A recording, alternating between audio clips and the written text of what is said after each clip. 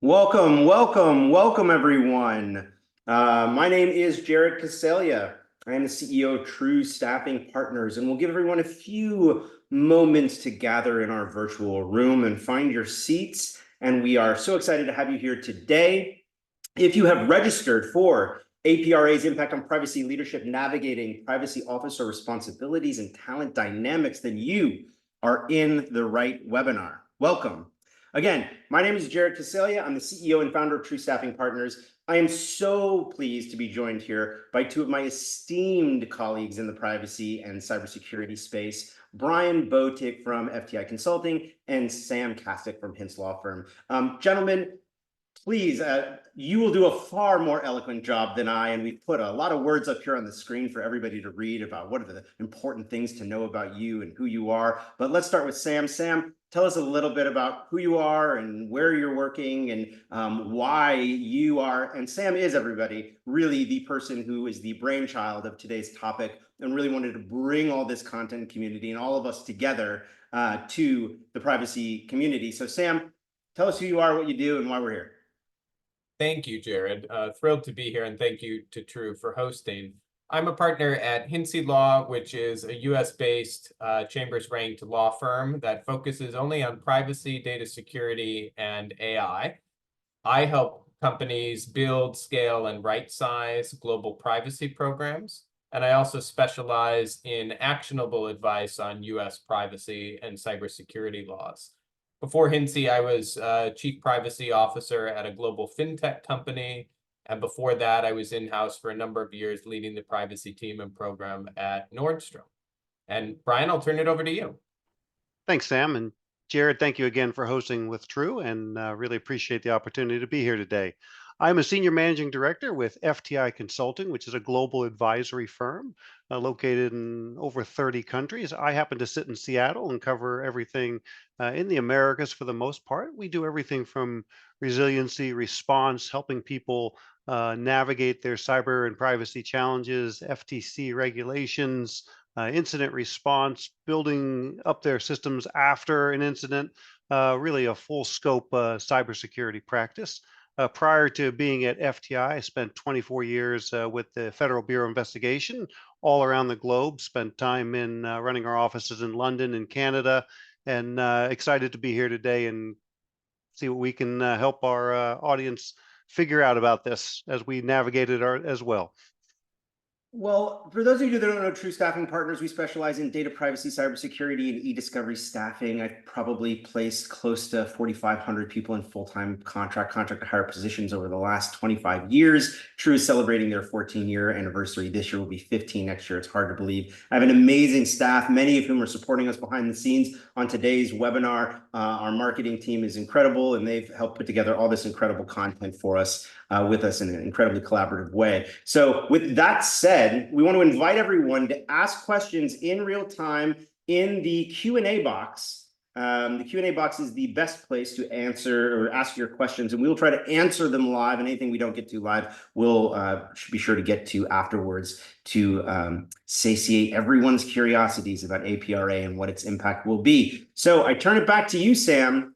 Let's dive into the substance of what is being proposed here. Tell us what we got. Of course. So we're just going to give a high-level baseline of what's in the law, where the goal of this is really to focus on privacy leaders and teams and the impact that APRA would have on them. So we're not attempting to summarize all the ins and outs of the law, which would take more than an hour. But there are a variety of requirements in each of the domains that are listed on this slide. To call out a few, there's various requirements around sensitive data consent, privacy by design requirements in your operations. There's a number of individual rights and opt-out rights, some of which are unique in this law, requirements around data security and data retention. There's privacy impact assessment requirements and AI risk assessment requirements in the law. So those are some of the types of requirements that are in the law. And then perhaps most importantly for our discussion is this last bullet point. There are certification requirements for the CEO and for privacy and security officers at certain larger companies that will really drive some significant impacts, we think, to privacy teams and to privacy leaders. So if we move on to the next slide, we've got just a little bit on what some of those obligations are for privacy officers. So privacy and security officers need to be appointed, at least one needs to be appointed at any company that's covered by this law. The company has to appoint an employee to do this. And at large data holders, they need to appoint both a privacy and a security officer who has the right qualifications for the role. So just a note on coverage, the law applies to any entity that's subject to the FTC's jurisdiction, any nonprofit, or any common carrier regulated under the Communications Act. There are some limited exceptions and some exceptions for certain small businesses, which are uniquely defined in the law, but those are covered entities. Service providers, of course, are data processors or processors to those covered entities. And large data holders are generally entities that have more than $250 million a year in annual revenue and then meet thresholds for volume of personal data or sensitive data processed. So large data holders have more of the obligations and more of the impacts we're going to talk about today. One of the obligations that these entities have is to conduct a biennial privacy impact assessment of all of the entities' data processing obligations company-wide. These need to be documented in writing, and they need to be approved by the privacy officer. If we go on to the next slide, we've got a little bit about what the privacy officer's statutory responsibilities are under this law. So at any covered entity or service provider, the privacy or the security officer is responsible for implementing the data privacy and the data security program and for safeguarding data in line with the requirements of the law. They also have to facilitate ongoing compliance. At the large data holders, this is where some of the obligations really get to be quite specific with regard to what the privacy officer is responsible for doing.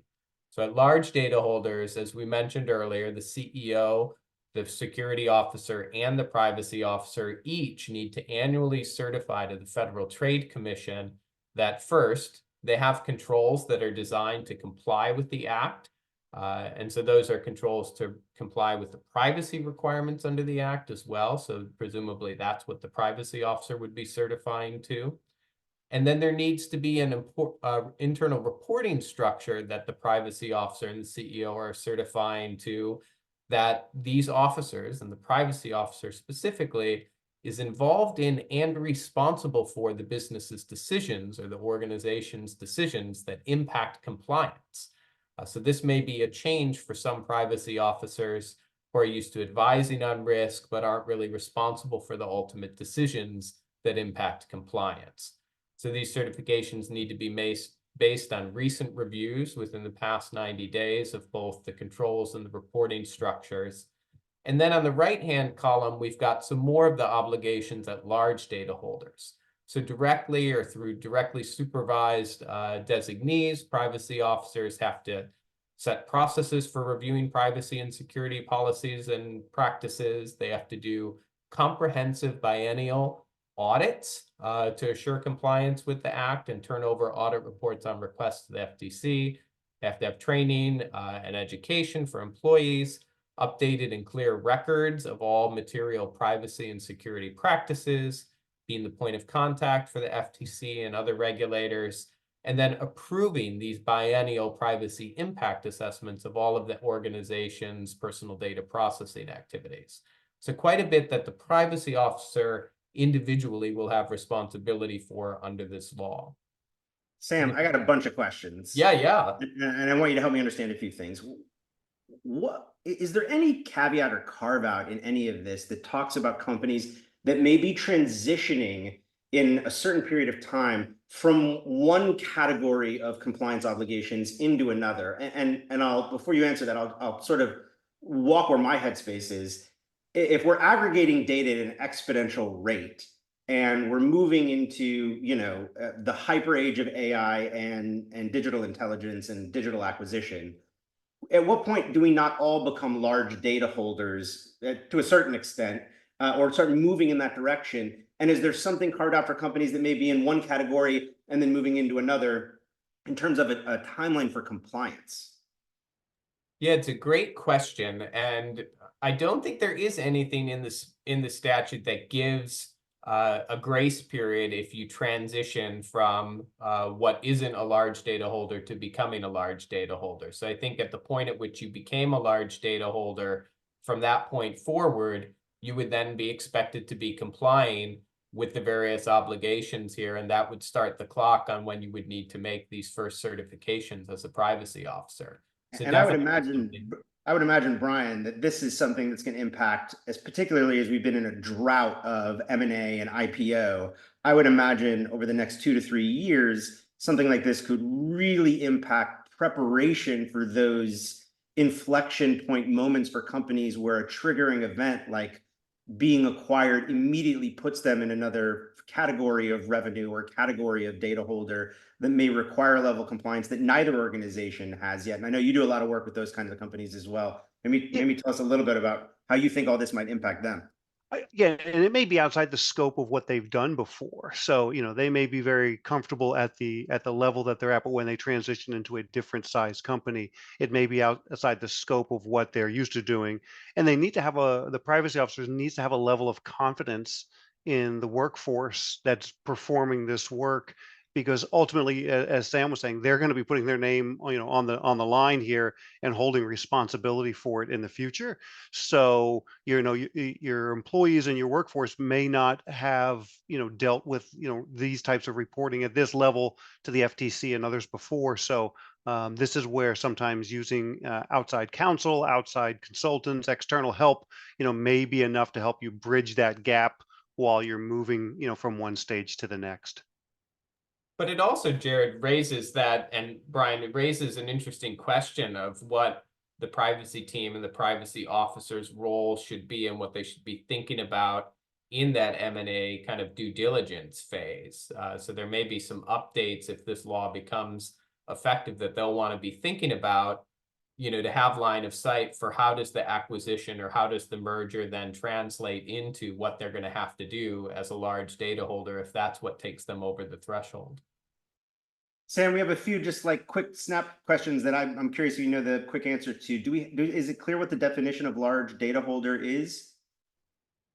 Yeah, so that is defined in the statute, and it's essentially 250 million plus in gross revenue, and then either dealing with the personal data of 5 million plus people, 15 million plus portable connected devices like a cell phone or a tablet, or 35 million plus connected devices like maybe a computer or a TV, or sensitive personal information of 200,000 people, 300,000 portable devices, or 700,000 connected devices. So that's the threshold. So you've got to be both that revenue and one of those tiers for volume of personal data, and then you are in scope. So, Brian, you sort of touched on this, and before we go on to some of our predictions about how this is going to impact talent, and this question is going to hopefully transition us into that. This private right of action component, this CPO or some delegate signing off as having, not rubber stamped, but stamped this privacy program and compliance off. There's some people who internally don't have that knowledge base and talent, and therefore will need to look from the outside, or may not. What does it mean for chief privacy officers and leaders in privacy to now be held accountable to a different standard? And how do you think that will impact all sorts of things like salary negotiations, the kinds of companies that now look to attract these talents that may be the same or different than previous companies, and maybe even getting a little bit into the great debate, without getting too esoteric, of running the fine line between ethics and compliance and doing what's best for the business based on executive leadership command. Sure. With an additional level of responsibility that would be placed on me as a new hire, there are certainly things that I would look for in the recruitment package that I was offered. And oftentimes, you don't necessarily think of a liability package, and having outside counsel to be able to represent you might be a good idea to negotiate into your total compensation. I like the idea, and we offer what we call clean audits, but trying to go in and figure out where the problems exist in an organization, because there's a difference between fixing problems and owning them and taking responsibility for their origin. So I sort of like to know what the problems are before I show up, and know where I stand. As far as the the conversations that have when you're being held responsible for signing on the dotted line, I think you have to have a good level of evidence showing that you've had substantive discussions, because there's too many things that are just rubber stamps, and I don't think the government is going to appreciate the rubber stamp model for this. So full documentation, full scope, discussions that were substantive, not just a meeting that happens, once and that put this together. So whether you're using your internal team or you're having somebody from the outside sort of assess that there's the level of thoroughness put to the work that you're doing, I think would be important. And I wouldn't go into a place that wasn't going to, support me in having that, because again, you're owning the responsibility for this. And it's a really good point. And I think one of the things that, you're going to need to own that responsibility and to fulfill these responsibilities, especially if you're a leader at a large data holder under this law, is talent. Talent to do the job, to do the tasks, to make sure you're doing that level of diligence, as Brian's talking about, to have the meaningful conversations, have the meaningful evaluation, to perform the responsibilities. And so, Jared, I'm wondering if, as we move to the next slide, you might be able to share any insights or perspective on, if this law were to pass, what would it mean for talent recruitment and retention? Yeah, well, it certainly, as Brian said, means something different at an executive level for negotiating your packages, right? And I think when you couple this, not to get off topic, when you couple this with potential FTC passing of non-compete, elimination of non-competes pretty much on a federal level, you start asking questions about, C-level executives, whether or not they're involved in these decisions. Will they be held liable to these things? Will they be more enforced or less enforced now that they can't enforce a non-compete? Will they enforce things like NDA or non-solicitation more aggressively? How will everybody react? And so here's how we saw the market react during GDPR. And this is a possible scenario of how the job market might react to APRA. So the GDPR-like scenario, hypothetically, is a massive increase in direct hire jobs, but the salary commoditization of those jobs, a la what we now see in the EU DPO category. So the average salary for an EU DPO is around 65,000 euro a year. Yeah, you can hear the pin drop. That's the reality. So that's really low, right? That's in some instances a tenth to a fifth what a chief privacy officer at most organizations in the United States are making. And in some ways, those roles have mistakenly been held in parallel. The DPO is there to maintain GDPR compliance and in some ways audit the privacy program in Europe from a operational, technical, and compliance perspective. Here in the United States, because of our fractured regulatory environment, we have lots of fractured ways in which different companies, based on their risk, build privacy programs or based on their compliance obligations. What we saw in GDPR was a lot of jobs in Europe, but not a lot of high-paying jobs. But what we saw here in the United States is point number 2, which is a massive increase in contract augmentation. So lots of people, whether they're outside counsel, contractors through an organization like mine, external consultants like Brian, they're reaching from the inside out to get fractional utilization of experts to help them ramp up to the regulatory compliance requirements of GDPR and then phase them out. Sometimes they convert people that are contractors into full-time employees, whether they come from any of our 3 different vertical kinds of organizations. It happens, right? Someone from Sam's law firm gets seconded. Someone from FTI winds up flipping and becoming an employee of one of their corporate customers. One of my contractors gets converted from a contractor into a full-time employee. Happens all the time. Happened a lot in 18. Happened a lot in, not a lot in 19, and then happened a ton again in 20 when COVID hit, but that's a whole other scenario, which we're not gonna explore. The other thing that may be good or bad is in a GDPR-like scenario, corporate focus might shift during APRA to a very compliance-oriented approach. And I'm going to distinguish what that means when we talk about a CCPA-like scenario in just a second. A compliance-oriented approach might not drive salaries up for the top end of the privacy job market because the skill sets there are not necessarily focused on a pure compliance approach to the business, and that being their value proposition in terms of impact, right? A lot of leaders in privacy now are moving into AI and AI governance and getting into institutional, less regulatory management and more privacy's impact on the business and evangelizing the expansion of privacy to impact that business, whether it's compliance related or otherwise. If we had a CCPA-like scenario, that's what would happen, meaning the sophistication of CCPA compared to the lack of regulation in the United States and compared to the diversity it had from GDPR in terms of who had to ramp up, right? A lot of companies did not have to ramp up for GDPR. They did have to ramp up for CCPA. And the ramp from GDPR to CCPA is a shorter distance than the ramp from no GDPR all the way to CCPA. Takes a much bigger ramp and potentially a much shorter amount of time.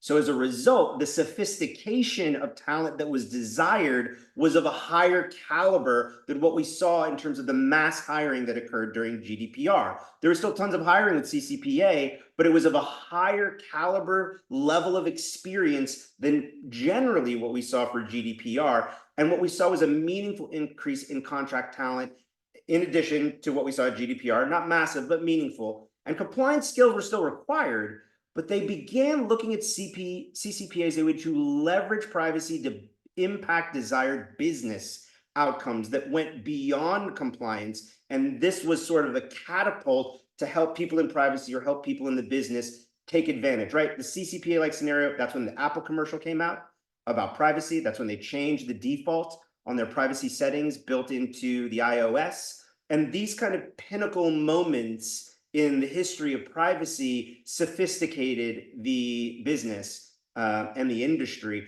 And that may happen with APRA. The third scenario, which would be the worst case, is a SOX-like scenario, where privacy programs don't get the budget. They're not looking at this as anything other than another compliance exercise. This is something that everyone's going to have to do, so they're going to look to do it for as cheap as possible. They're going to push it to as many internal stakeholders who know how to run compliance programs. They're going to not invest in privacy as an accelerant to impact the business, and they're going to try to make this something that they can check the box on and move forward with as little financial impact to the business as possible. And that's sort of what we saw happen in the tail end of SOX compliance. It's a little bit before my time, but closer to that than these other two scenarios. I'll pause there for a second because I know we may have some questions and I want Brian and Sam to comment on all this. Jared, I was going to mention that third case scenario is sort of the worst case scenario because you don't invest in it and you don't pay people properly. And then you have compliance, you have deadlines for certain things, and your workforce is willing to change jobs for a $5,000 raise somewhere else and maybe the opportunity to work remotely. So just before you have something due, the workforce leaves, and then you're in panic mode and you're calling either True or Hinsey or FTI or something to say, oh my gosh, you've got to come and help us, rectify this. So I guess it's sort of a pitch for having some outside resources so that if you were to lose that, you would lose those internal resources that are not going to be able to fulfill the obligations. You at least have somebody who has been along the road with you that's always going to be there with you and be able to staff it properly.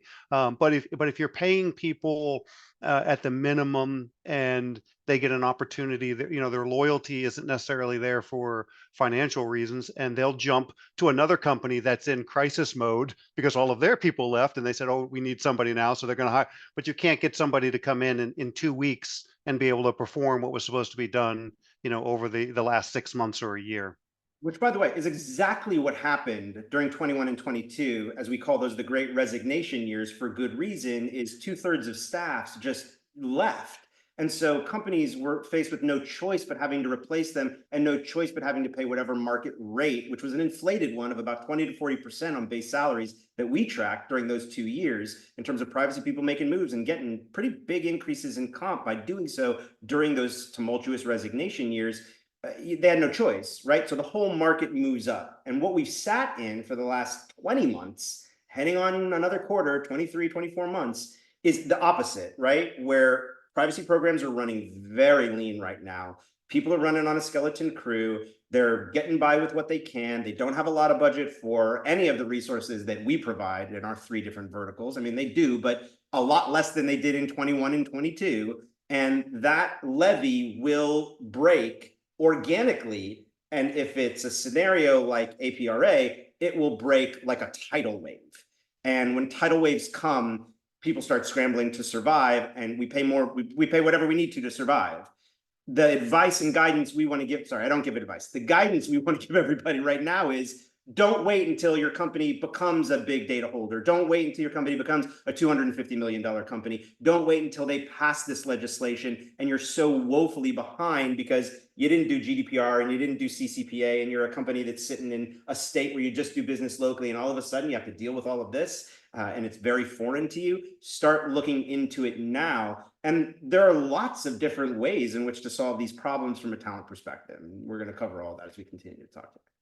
Yeah, it just really raises that point, Jared, which I think is well taken, which is if, you know, from these lessons, if this law passes, you really need to, in the immediate months that follow, if you're a leader at a company, do an assessment of where do you have some gaps between what you're supposed to do under this law and what you currently do, especially if you're at or close to becoming a large data holder. Then really assess what are you doing that isn't required here, and do you have any ability to edit? But then really look at what talent do you need to be able to deliver on this, and you really need to plan early to start to get that talent in place, whether it's direct hire, when it's contingent staff, whether it's augmentation, whatever it is, you've got to figure that out early, because when you get that talent in place, it's going to take them time to ramp up and to do the things that you need to do to be able to make those certifications. And Brian's point is well taken as well, which is you really want to be thinking about succession planning as well. So if the certification is due to the FTC and the privacy officer leaves the month before, and then the CEO is also having to make that certification, you know, the question is, whose head is going to roll there? You know, if you haven't retained the right talent and you haven't done the right work, and the CEO says, well, how can I sign this? Who's asking me to sign this? Who's done the work? I'm not going to sign it unless. That's really problematic then, and something that you need to think through if the privacy function reports to you. There was a question in the chat about, is there anything in the law about what level the privacy officer has to sit at? And, you know, what is the consideration there? There isn't an express provision that says you need to be at this level, you know, level 2, level 3 below the CEO, but you do have to be able to enable the CEO and the privacy officer to make that certification if you're a large data holder, that there are the controls and that the privacy officer is in the position that lets them be responsible for the company's decisions or the organization's decisions that impact compliance. So if there's products or services or business activities that the company is going to do that are going to impact compliance, and they're not at the right level or they're not positioned organizationally to have influence over and to actually approve or decide whether or not those decisions proceed, that's a key gap that's going to have to be closed, and you're going to have to think about that. There's also an external pressure too, Sam, that we have to think about, especially for leadership, which is teeth on regulators, for lack of a better metaphor. And we haven't really seen pretty gnarly teeth from our regulators in terms of there being consequence for not being in compliance with these. I mean, a little bit with Sephora, right? But, you know, relative to impacting, you know, the pain that may cause on a business is pretty nominal. You know, a $5 billion fine to Facebook, which is probably a drop of the bucket to, you know, what they're gaining by breaking certain compliance, like potentially, right? I mean, that's the math that a lot of people are doing in their head. So I think that's a math a lot of chief privacy officers and leaders are going to do in their head too, as they consider moving opportunities in a uncertain regulatory domestic environment here in the United States. Is if the regulators have sharper teeth, they're going to lean into some of the things Brian mentioned earlier about indemnification or liability insurance or feeling covered, because it could be career damaging, right? Let's reflect back on the watershed moments of breach in cyber in the early 2010s and what that meant for CISOs at that time when those kind of made headlines in the newspapers, right? And that made such a big impact on how companies then invested in cybersecurity within their business. If we see those same kind of teeth on the privacy side from the regulators and our government, we're going to see a different level of investment and a leveling up of investment in both talent and resources for that talent to wield, whether they're technical process or other, inside corporate America. We just haven't seen that level of teeth yet here domestically, I think, for companies to feel as strongly about privacy as they do about security, if we're honest, right? Well, and I think it's one of the interesting things about the provisions of this law on privacy officer responsibility, because we didn't, even in the CISO context, you don't see the laws saying, oh, and the CISO needs to make certifications that, That's right. the breach laws have been followed or that security's been done properly. And the CISO is personally responsible or is accountable statutorily for doing these kinds of things. So that's what makes these provisions really unique.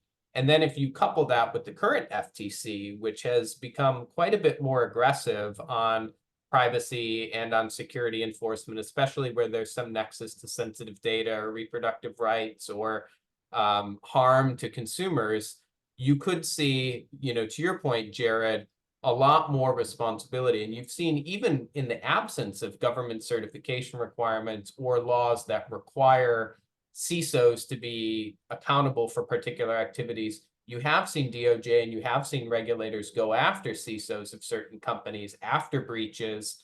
And now if they have a statutory basis to do so, because there have been certifications and it's clear that the law says this person has to do this, this, and this, that really is a game changer potentially. I think you also see, just from spending my time in the federal government, the FTC, with all of the states really ramping up some of their regulatory functions as well too. There's going to be a desire to really be the leader in this space from a federal level. So the FTC is probably going to look at, oh, look what California's doing, and they're adding all these regulators in New York, and so they don't want to fall. I don't think they're going to want to fall secondary to all the states. So they may end up asserting a little bit more of their authority and being a little bit more aggressive in the future, which again lend some credibility to this. When this, if this, was to pass, I think they would want to, sort of assert that, federal responsibility a little bit more so, just as the states are building up their resources. Oh, go on. I was just going to say, let's move on to the next slide. So we have a little bit more content to share with everybody. Totally. And so on this one, Jared, I'd love to hear from you. Like, what do you think, the impact of this law might be on how privacy functions are defined and operate at organizations? And is there an opportunity for companies or privacy leaders to rethink how the function is defined? Yeah, I mean, I've been saying this to CPOs for the last 12, 24 months. Reinvention is really not an option, right? Staying in your lane is probably not good career guidance. And one of the things that's really unique about privacy in terms of how other parts of a business touch all parts of a business is privacy touches everything. So there's an opportunity here with APRA, because of its requirements, for privacy leaders to get more involved in how technology automates meaningfully throughout the entire business. It gives them an invitation to develop more relationships with more stakeholders throughout their business. It's the carrot dangle to get people's attention in a way that sometimes can be challenging with the demands of internal stakeholders at a high level. Obviously, we're going to need more human beings working on privacy because the tasks are going to be probably less sophisticated, but more voluminous, at least to start. I don't think technology is going to come in and automate APRA for everybody out of the box. That's an unrealistic ask. And so there will need to be a degree of talent that comes in just to help with these tasks. Also, we talked about this a little bit. All of a sudden, your C-suites are required to be certified. That certification leads to awareness. Let's hope that awareness leads to enlightenment. We can only hope, right? And in some cases, it will. And that enlightenment or that requirement, depending on how it goes, will get privacy people a seat at a table they haven't had a seat at before, potentially, in a lot of these organizations. And this is an opportunity to take advantage of that. Now, you couple that, as I say here, with AI and governance, and now you're really a power player at the table in your organization, helping steer the entire decision of how we spend money in terms of technology, data, and overseeing all that from a risk perspective. And then look, the negative potential impact here is what we see sometimes happening in Europe, which is veteran privacy leaders might wind up just being audited, right, in a SOX kind of hypothesis, might just wind up being audited with people with like absolutely no experience in the space, who have learned these laws specifically to enforce these laws and are brought in just to essentially audit and have people report on this function. And I think that that could become a very boring future for leadership in the space, which is why expansion, landing and expanding in some of these other tertiary areas, or leveraging privacy to get that big of a seat at the table is a necessity if you want to grow.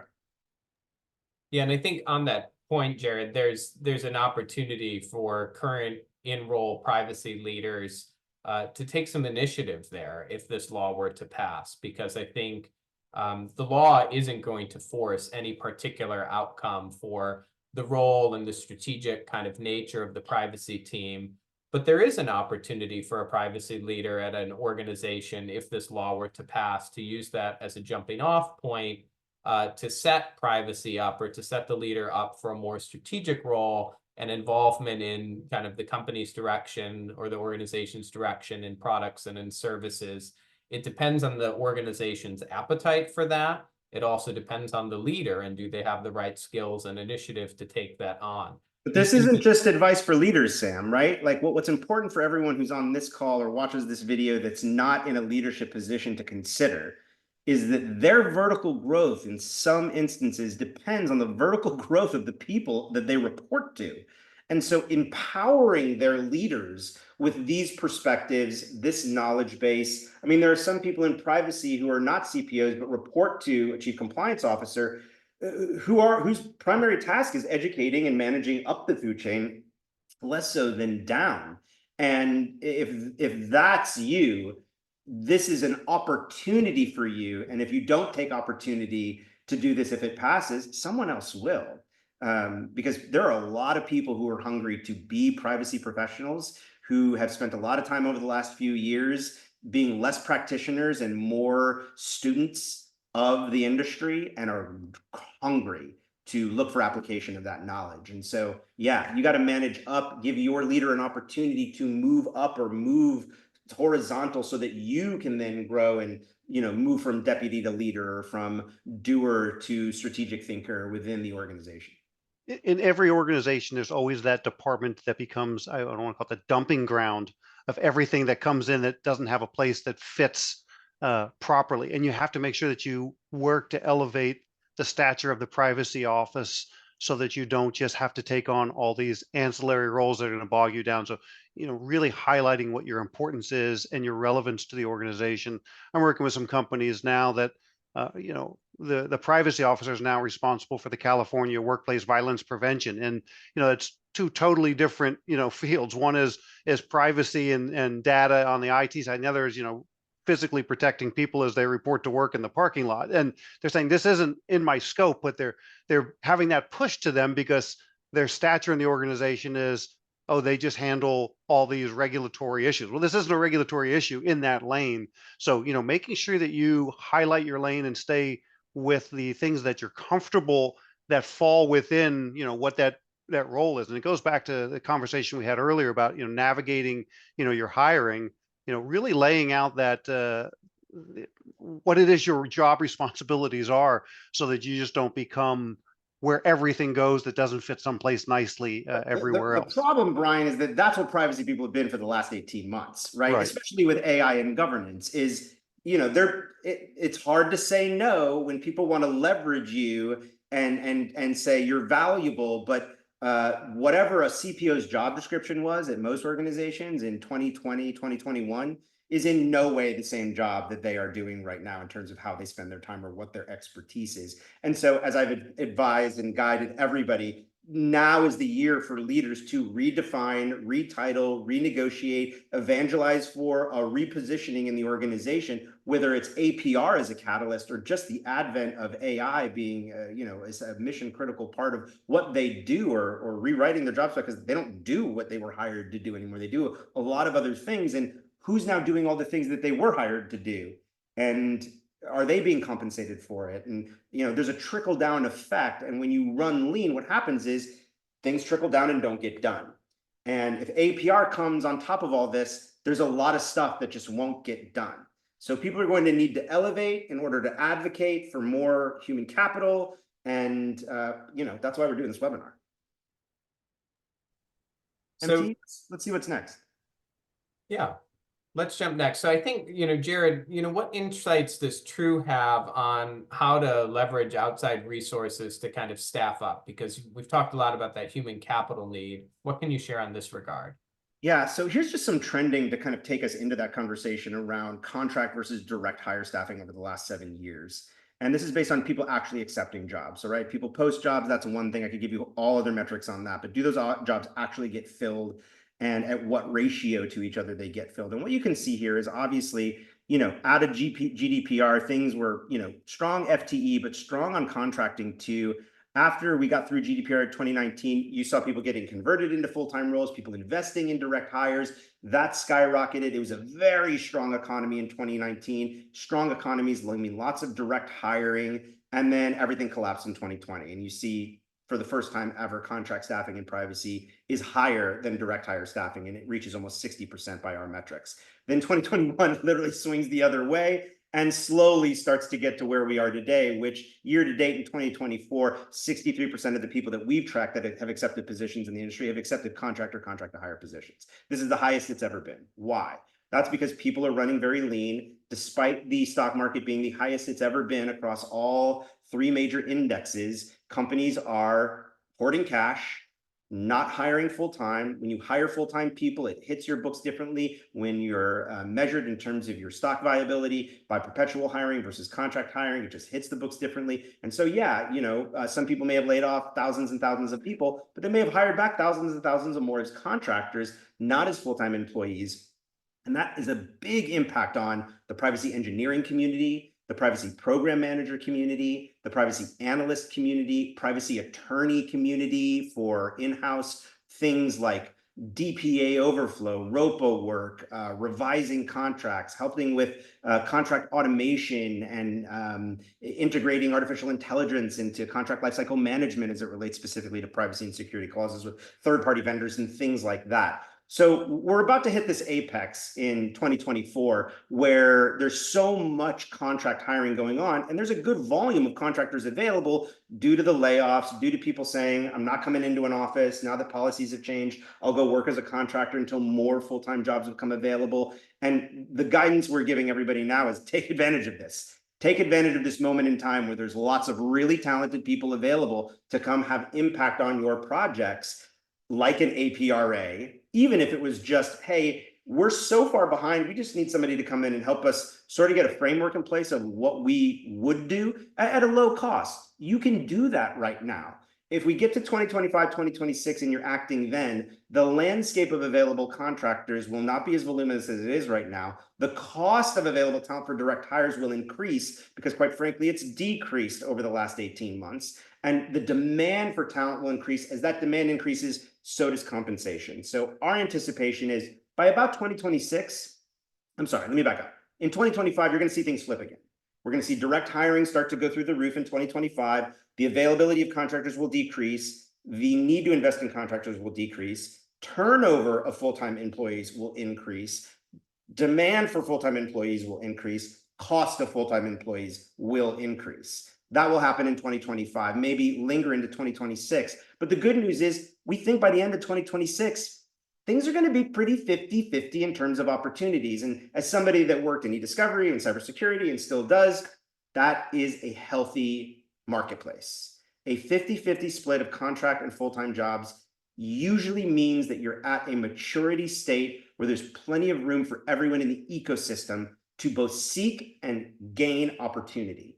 And right now, we are so erratic over the last several years, where it's been high demand for high-end talent, no demand for entry level, and now we're flipped the other way. And this erraticness needs to find some stability, and APRA may be what brings that stability to the job market privacy. Perfect. I wonder if we might move to some of the considerations for privacy leaders on slide 1. Let's do that. So, I mean, if you're in role now, what should you be thinking of, and what should you be thinking of if this law were to pass? And, you know, my 2 cents on that is you need to be thinking about, if it passes, what are your current responsibilities and what is your current authority? Where are there gaps, and what do you need to do to close those gaps? Jared talked a lot about, you know, it's an opportunity now to really take on more and to be more strategic, to position the function more strategically and the role more strategically. So that could be done now, or certainly needs to be done after the law passes, in connection with, you know, that gap assessment. Then you need to develop a plan to address any gaps you have, your team structure, your reporting, the composition, as we've just been talking about, your involvement in those decisions and the team's involvement in those decisions. How do you change the culture or process to get that involvement if you don't have it? And then how do you identify the resources you need and get the buy-in to get the resources you need for human capital, for augmented support with respect to tools or privacy tech? You need to figure that out, and you need to socialize these responsibilities early, especially if your CEO is for the first time going to be asked to be making these certifications to the FTC, when they may not have been highly focused on the state of your privacy program or operations to date. So, Jared, just curious what you think, if there's any considerations, other considerations privacy leaders should have, or privacy candidates should have, when accepting new roles or evaluating new roles if this law were to pass. Yeah, I mean, for leaders, like, you've got to be open-minded to reinvention, but you've also got to be looking at your human capital strategy from all angles, meaning going out and finding an individual that or 2 individuals that have all the skill sets you need is probably unrealistic, particularly in this market. And so diversifying your approach with the use of contractors, we think, is the single most impactful trend happening in the privacy industry right now from a job market perspective. And the same advice goes for job seekers. Being open-minded to contracts sometimes is the best way to get your dream job. A lot of these really, let's call it, sexy logos and brands that people really want to work for are the ones with the most aggressive contract to hire strategies. And a lot of these contractors are secondees, but a lot of them are, you know, impact opportunities. Come in, go out. That impact leads to all sorts of stuff. You're leveraging that experience. You're making contacts and relationships along the way. Often you're making more money than you would make in a full-time capacity in today's job marketplace, which is also something to consider too.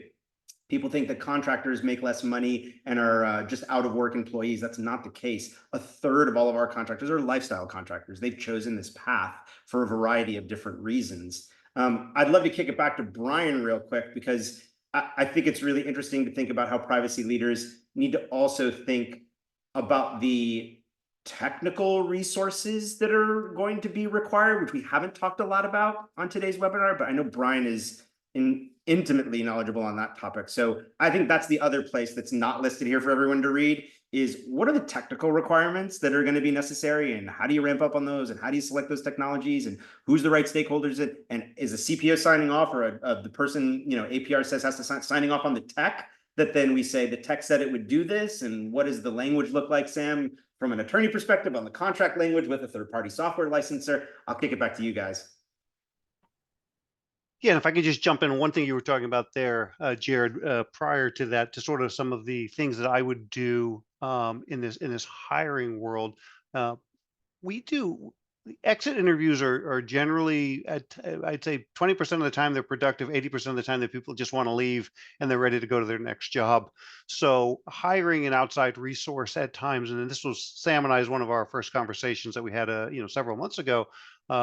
Having somebody independent do this exit interview of an employee who's leaving, whether they're leaving on good terms or bad terms, gives that opportunity to really delve in without the emotions of leaving and maybe problems that they had with certain employees where they don't, but they can give a true assessment of what the organization was.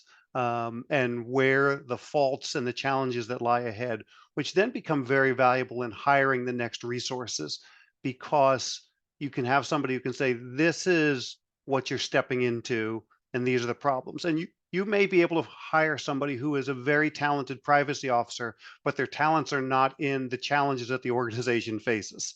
So you want to hire the right person so that the next person who comes in with a great resume, and lots of certifications and experience, if they're not able to handle, or they've not dealt with, or they've dealt with and didn't succeed in the problems that this organization faces. So from an organizational perspective, we find it very valuable to help them hire the right next person that comes in. And from the candidate side, it gives you the opportunity to truly understand what the organization needs. And you may hear the challenges that they face and say, well, that's well outside my wheelhouse, or I've dealt with that before and I don't want to do that again.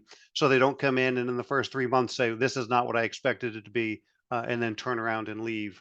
From a technical perspective, I think leveraging outside resources to help you assess what you need is valuable, because those needs change quite regularly.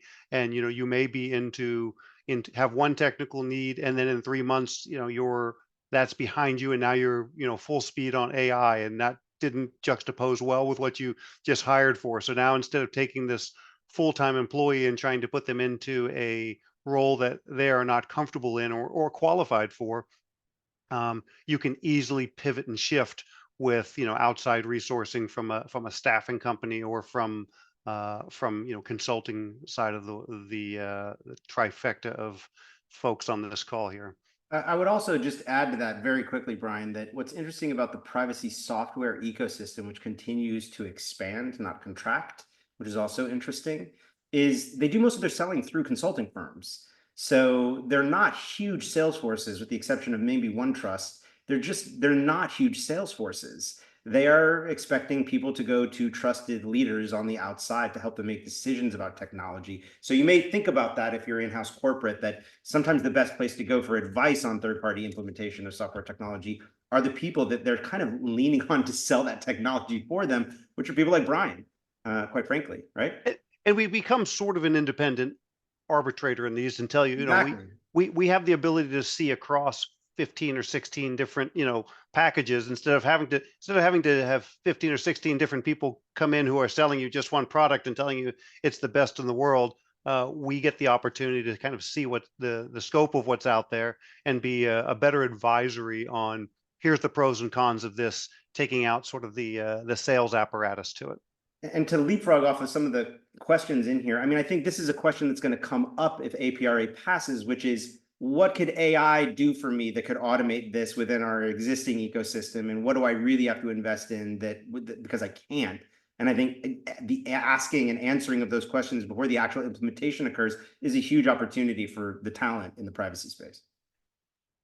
Brian, I wanted to come back to one of the points that you kind of touched on briefly. If you were a candidate, or if you had advice to a candidate who was thinking of accepting a privacy officer role at a company that was one of these large data holders and this law had passed, what would you be asking them to think of, or how should they get a feel for what is the state of the maturity? Because they're going to have to come in and potentially make one of these certifications or be accountable for all these things. What should they do to get some intel? I think if you reverse the process of references available upon request, that used to be the last line of every resume, I would not say, hey, you can call everyone who knows me and ask about my skill set, but I would ask for the opportunity, figure out the organization, but speak to one level below where you're going to work with one or two of the employees that are there, and then also try to speak one level up to figure out, if this is the person who's going to be managing me and supervising me, what is their level of competence and what is their level of support? Are they hiring me just to fill a role because it exists and they don't want to have to do anything with it?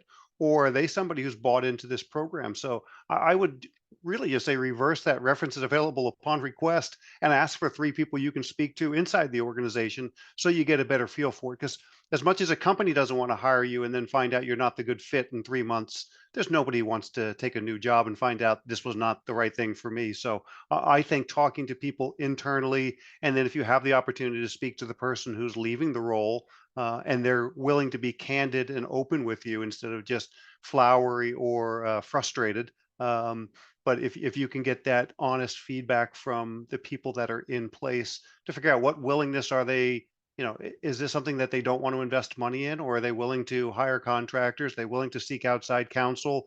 Or are they just giving me am I just being recruited by HR who doesn't really understand the role, or am I being recruited by the person who is actually going to be responsible for this position? I wouldn't hesitate to ask as well, just because all they can say is no, but I'd ask for the most recent kind of privacy audit or the executive summary of the privacy audit and what framework they key to and what their state of maturity is, just to see how candid of a response you're going to get so you know or have a better sense of what you might be walking into. Yeah, and with that said, then what job seekers who are asking for that need to be prepared for is they're going to be asked to sign an NDA, right? That's a pretty big ask. And that's probably an ask that you shouldn't have asked for until you've received a verbal offer. That would be my probably guidance to people I'm representing, because it's a pretty big ask for a company to share that. And if you're not prepared to sign an NDA and you're not prepared to be patient to see that until everything else sort of aligns, I think it's a really tall ask from a candidate during a job interview process at this state of understanding from the top down. We've got about 4 more minutes, Sam. Are there any other final thoughts from both of you, or any other final questions that speak to you in the chat that we should answer live with everybody? Well, there's a question here that I'd love your thoughts on. Somebody had asked what steps an aspiring or newly certified privacy professional can take to position themselves for success. Start making a lot of relationships. That's the best advice I can give you. Look, I come from the theater world. I left all that behind, theater and film, to join the illustrious and sexy world of e-discovery, later led to privacy and cybersecurity. And honestly, it's the best decision I ever made in my life, second to marrying my wife. But I'll tell you guys this, it's all about who you know in all those verticals, probably more so in privacy than anywhere else. It's a small community. People talk, reputation matters, maybe more so to that community than any of the other communities that I represent. And knowing people who would vouch for things that have nothing to do with skill set and knowledge base and subject matter expertise, like character, passion, integrity, self-investment, are the kind of things that tip the scale when someone says, Sam vouched for this person, and that's enough for me to make the kind of investment necessary to help them break into the space. So that's the best advice I give you. That and get a good agent. And that only comes from getting out to all of these conferences, being involved in the reach out that you can do to as many people as you possibly can. You'll find people that you like that will support you, and you find people that don't follow your same ethical standards and desires of how you want to run your career. So just again, the more reach out you can do, the best you're going to be. Yeah, ditto on all of that. And then I guess for final thoughts for this presentation, I think to privacy leaders and aspiring privacy leaders, I think, there's a lot of emphasis in these new laws as they come out. We can get really fatigued as these proposals come out because they're coming so fast and furious. But I think what's really unique about APRA, and it'll be interesting to see if other states or bills follow this lead, because sometimes even these proposals that die, they then become a template for how other laws will approach it. If the laws start to place the obligations or some of the obligations on individual privacy officers instead of on the companies writ large, you really need to think carefully about, are you properly set up for success? And do you have the resources you need, or will you have the resources and support you need if you're taking on a new role? So it's a really interesting angle to focus on. We haven't seen a lot of attention on it, which is why we wanted to pull together this event. But let's track that and pay attention to that when you're looking at new laws and thinking about who's responsible here. Is it the organization, or is it the privacy officer individually? And the good news and bad news is if a company doesn't make those kinds of investments and assurances in order to attract the high end of the privacy marketplace, that end of the marketplace will go find other things to do, right? They will move out of privacy. They will move into governance. They will move into something else. They will find other things to do if they don't feel like they're going to get the support they need. That could be really good for a lot of people underneath them who are less risk adverse, who want to make a name for themselves to step up and accept those risks individually in order to accept those opportunities as well, right? We are in a business of risk versus opportunity. And as everybody now weighs that both at a corporate level and now at an individual level, we start to ask those questions of ourselves in terms of the risk we're willing to take with our career, whether it means taking a contract in order to go full time at a really good company that speaks to what you want to do with privacy or has the challenges necessary, or it's taking a high level job where there may not be the resources and you're going to have to fight hard to get them before you sign off on things. Making these measured calculations about your career are going to be more critical than ever. And, that's why we love being in this space, because we give guidance to people about making really healthy, wealthy, longevity-oriented kinds of decisions about their careers. Brian, final word? No, Jared and Sam, I just appreciate the opportunity to everybody who joined us today. Thank you. Thank you. Thank you, Sam. And thank you, everybody, for joining us. Hopefully you found this valuable. We will get everyone a copy and a link to the recording of this. If you want to share it with your friends and colleagues, please do. If you have any individual questions for myself or Sam or Brian, MT, is there a place everybody could reach out to where we can redirect them to either myself or anyone on this panel? Contact information? Maybe? No? That's okay. We could say our information really quickly. You can always reach out to me at Jared, Jared, at trustaffingpartners.com. Brian, you want to leave your information with anybody who wants to get in touch with you? Oh, you're muted. On LinkedIn, and also brian.botig at fticonsulting.com. Sam? Also LinkedIn and Sam at hintzelaw.com. Gentlemen, it's a privilege and an honor to work with you. I appreciate it. I know everyone else listening does too. And thank you everyone for joining us. Have a great summer.